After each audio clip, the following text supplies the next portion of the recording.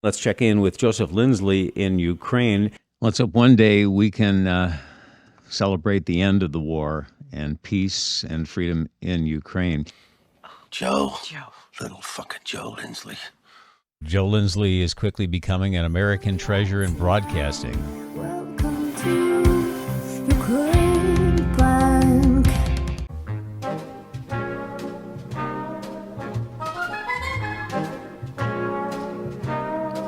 Sleigh bells ring, are you listening? In the lane, snow is glistening.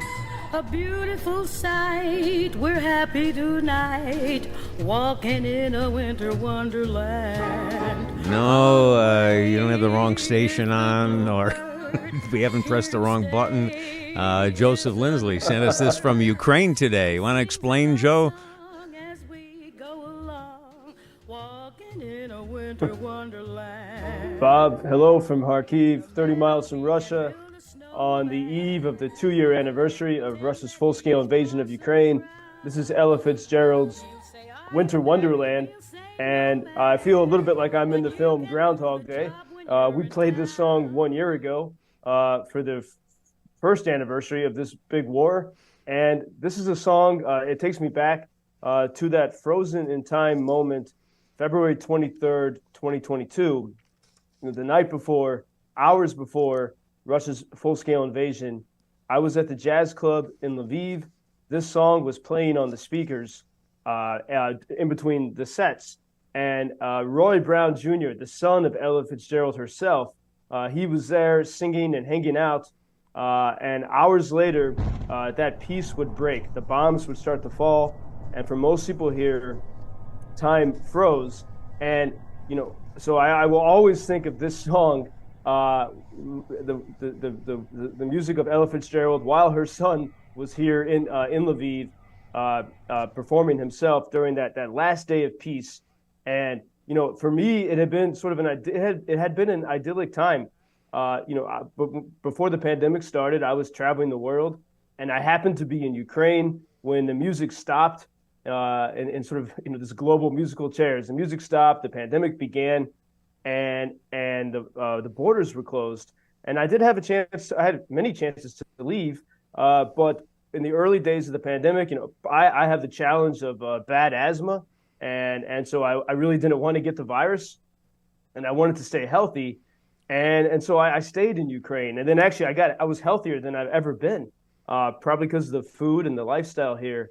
And it was really this was an idyllic time, and many people around the world came to Ukraine during that pandemic time. It was a peaceful place during a time of great turmoil in the world, and then it all ended February 24th, 2022, and for so many people here, it is still February, no matter what month it is. Today, people say is February 754th. Time was sort of stopped that day.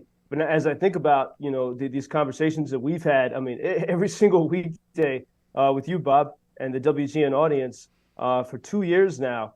And, these 10 minutes, and I think as I think back on it, it's not just a story of tragedy and sadness, but also of inspiration. And as I've seen here, for me, Ukraine has been a how-to guide, like a self-help book on how to do extraordinary things in the most difficult of times, and how to really be free, because you know that you're putting your life on the line for freedom, so you don't take it for granted. And so these are some reflections as I look at 2 years of being here every single moment of Russia's full-scale war. Let's hope one day we can celebrate the end of the war and peace and freedom in Ukraine. There was a television news report I want to ask you about, Joseph, and it was pretty scary, concerning the nuclear plant there in Ukraine and how it's dangerously close to blowing up, and if it did, I mean, the area affected would be enormous. What is happening with that? Well, I mean, the Russians have occupied that nuclear plant, the largest in Europe since really the very beginning, near the very beginning of the full-scale invasion. I've been across the water from it in Nikopol. I've seen it even while it was under Russian occupation. The International Atomic Energy Agency is able to go and inspect it. And, that plant, because of what happened in Chernobyl, ironically, in Ukraine in the 1980s, the safety procedures and precautions are much stronger than they were back then. So even if there's a lot of debate about that, but, the Russians, it is thought, use this plant as a way to keep the world afraid. And also it makes it almost impossible for Ukrainians to retake that territory because they can't fire toward the plant. So the Russians can shoot at the Ukrainians as they do every day. They have, there's always an artillery attack on the city of Nikopol across the reservoir there from the nuclear plant. And the Ukrainians can't fire back because of the risk of causing some damage.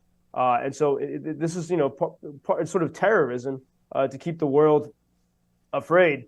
But there are disputing scientific opinions on, if, like the plant, some people, some experts say the plant just can't blow up and it's not going to cause a huge, enormous, catastrophe in Europe. But the Russians want people to fear that and think it. Oh. But this is, I mean, this is a sign of, it's one of the trickiest problems here because Bob, did I lose you? No, we're hearing you. At least we can hear you. Me now? Yes. Sorry. Mm-hmm. That's all right. Oh, good.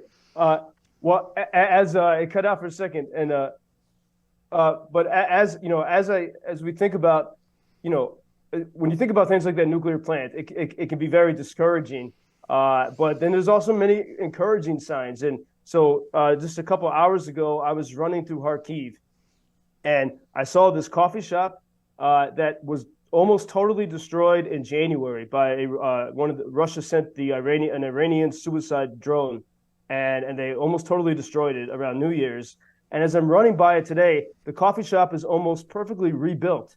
I imagine they're going to open sometime this week. It's extraordinary to see, and especially given the fact that at any moment, like any place in this city, it could be bombed once again. It could be destroyed, the day it opens. And that's not stopping them. The people that own it didn't move to another city.